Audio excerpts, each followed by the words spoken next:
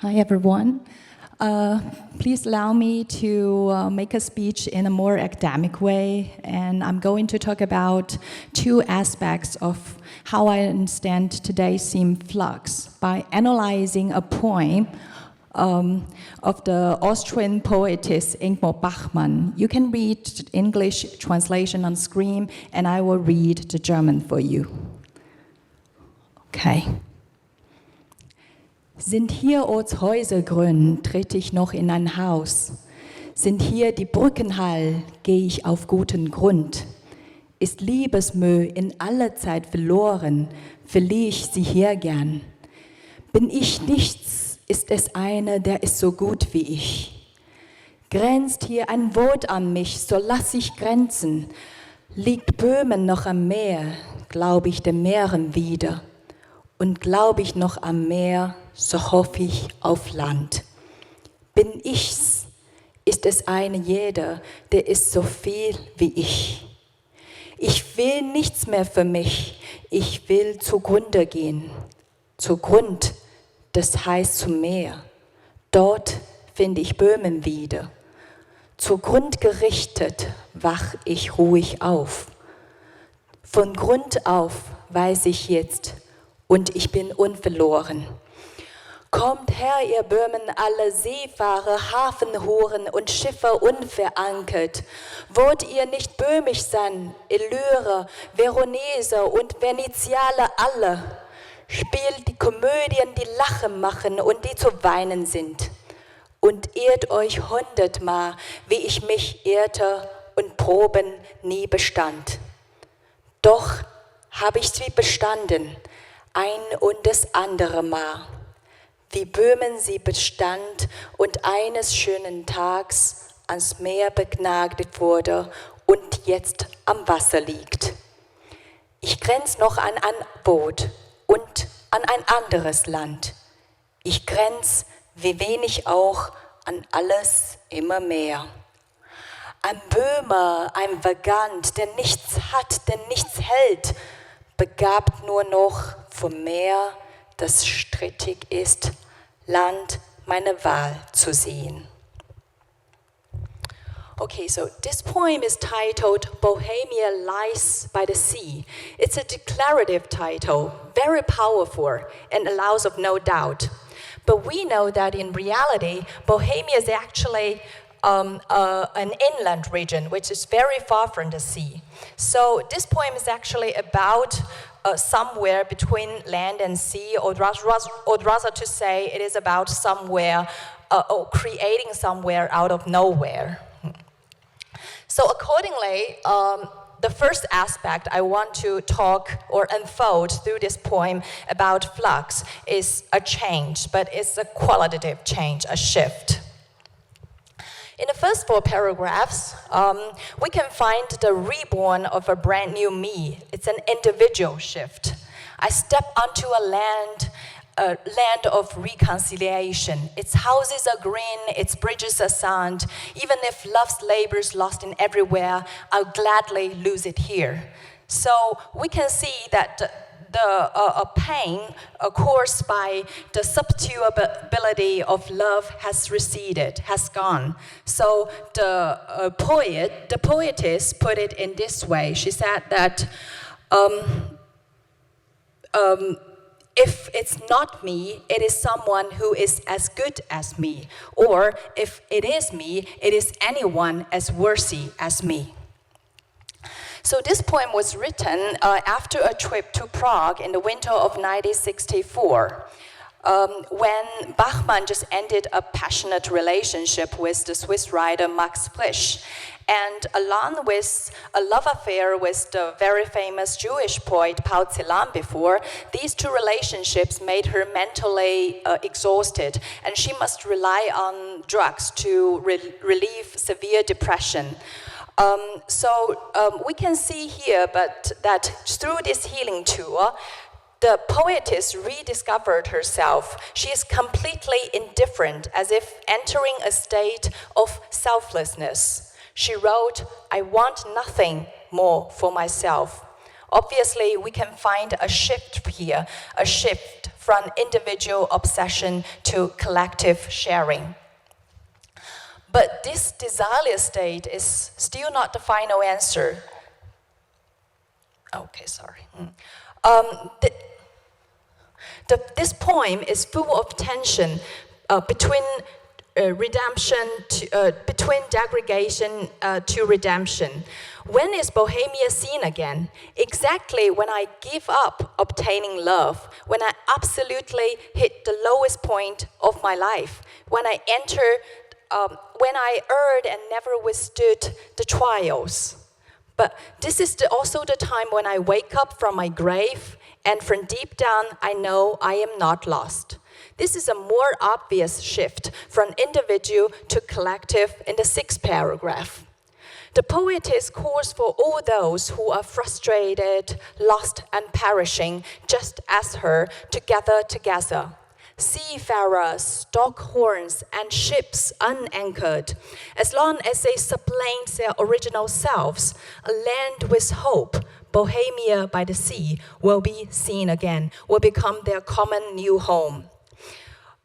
So what unites people here is actually not their nation anymore, but the spirit they share. It allows all the hopeless and all the homeless to gather together now to find their new home. And it allows them to renew their faith in sea and then their hope for the land. Whether Bohemia is geographically by the sea or not, whether it is politically exists or not, this is no more important. This new land brings a shift, we can see. This is a shift from individual to collective. This is a shift from sinking to redemption. And this is also a shift from being a homeless vagabond who has and is held by nothing to finding a chosen land. Beside this primary aspect of flux, if we read closer to this poem, we may find another key word, which is to border. Yeah, a very quite weird verb, which Bachmann uses a lot in this poem, in German, Grenzen. I want to go deeper into this word to unfold the second aspect of flux, a never-ending flow towards the core. Yeah. We may find many vague boundaries actually in this poem. So for example, where the poetess sets her feet is neither land nor sea, but a land by the sea, or a sea which borders on the land. Yeah. This is a free field that transcends all the rigid stereotypes. And this is also an open water that embraces the land. In this borderlands, things are no longer black or white, good or evil. So this I who has destined to perish has not lost. This I who have earned and never withstood the trials eventually did withstand them time after time. Bachmann constantly uses this verb border in this poem. Firstly, I think it can refer to how land and sea gets closer to each other. But secondly, and more significantly, it can also refer to the process of getting closer to word itself. As the poetess wrote, I still border on a word and on another land. I border like little else on everything more and more. So what does it actually mean to border on a word? Let's use the word rose as an example. For Robert Burns, love is like a red, red rose. For William Blake, rose is sick, where the invisible worm has its bed. So now let's use our imagination to picture a rose now. So tell me, what color is it? I don't think it's like 100% red. It can be pink, it can be white or yellow or violet or even blue, yeah? And then what shape is it? It can be like single or semi-double or double blossom. And then we may also add different smells to it. And then we may add different memories relating to it. So in our context, what It seems that it was Shakespeare in Romeo and Juliet said that a rose by any other name was smelled as sweet. It's not that true. Not to say when a Chinese poet uses the word 玫瑰, it cannot point to exactly the same image as Shakespeare depicts. So the same thing actually happens when we are using words like table or tree or sky and children. Yeah, and when we are talking about more abstract concepts like love, hatred, or freedom or choose.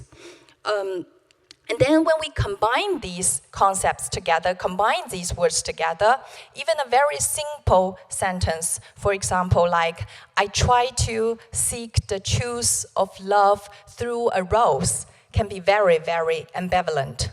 So some people say language is a tool leading us towards understanding. But in my context, I think understanding is almost impossible. It can always and only be a process of bordering. So the relationship between people who use words and word itself was initially passive because we know new words by learning. Mommy points to a yummy object, round thing, and tells a baby it's an apple. Now, the poetess in the poem, she put it in this way. She said that if a word borders on me, I will let it border. But this is a passive process, and this passive process can turn to be positive or turn to be active by creating words or creating literature, creating poem. Creating poem is precisely the process of condensing words together and getting closer to the nominum of word, to the core of the word.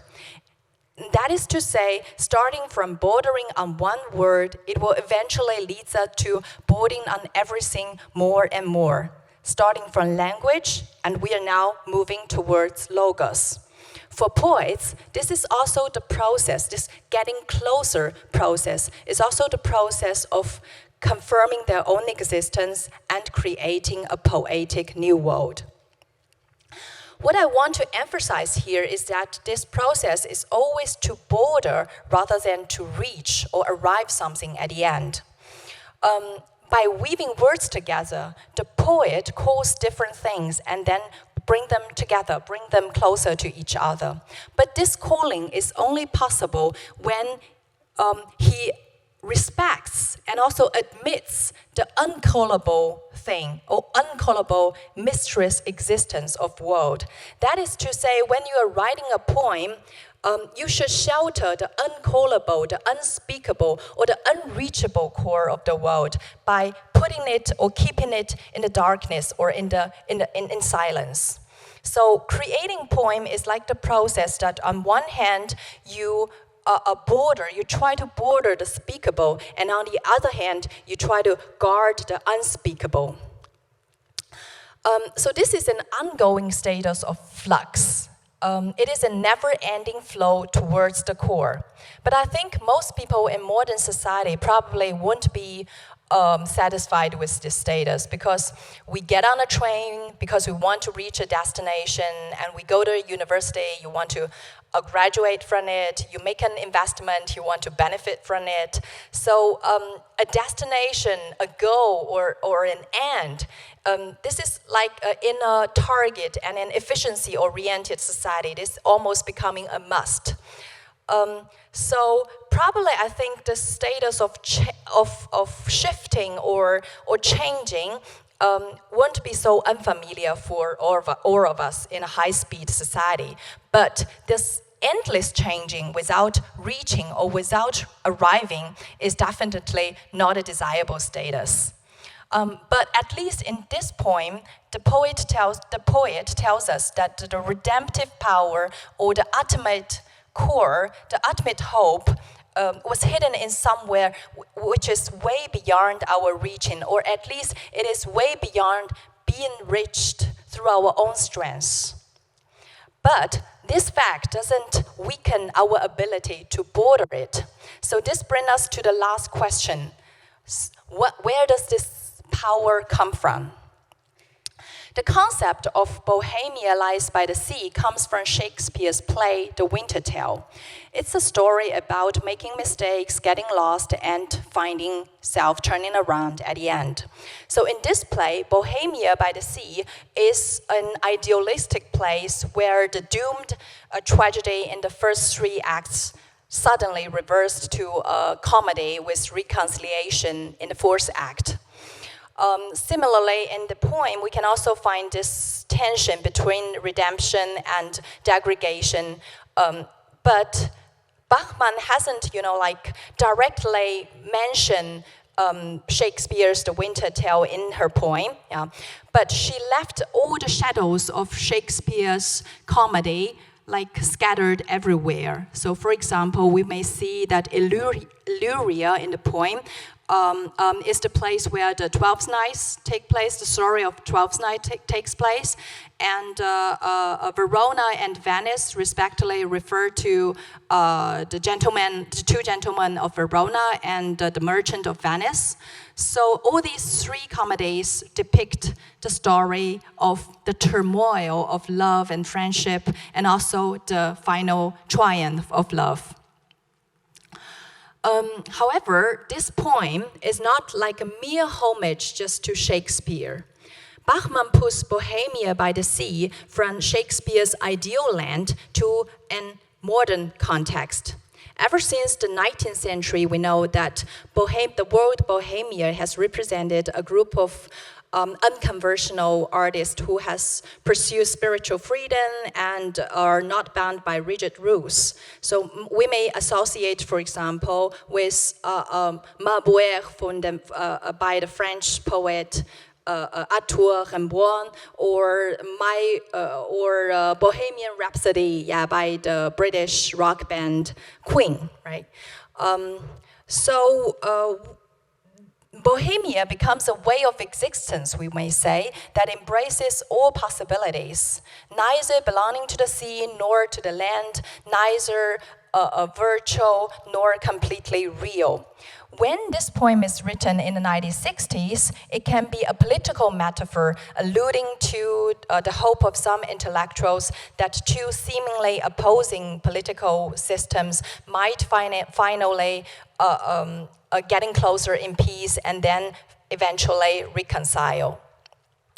So in Shakespeare's play, Bohemia by the Sea is a utopia. And in Bachmann's poem, Bohemia by the Sea becomes a literally herotopia. And where does this grand power comes from? This grand power comes from tiny little word. And the tiny little word constructed together to create a poetic wonderland by the great poets. And in this place, both the writers and the readers, they can reconstruct themselves, rediscover themselves, or shift themselves, and then finally it becomes a flux to regain our hope, internal hope, even in a hopeless external world, as long as we have a free but humble heart. Thank you.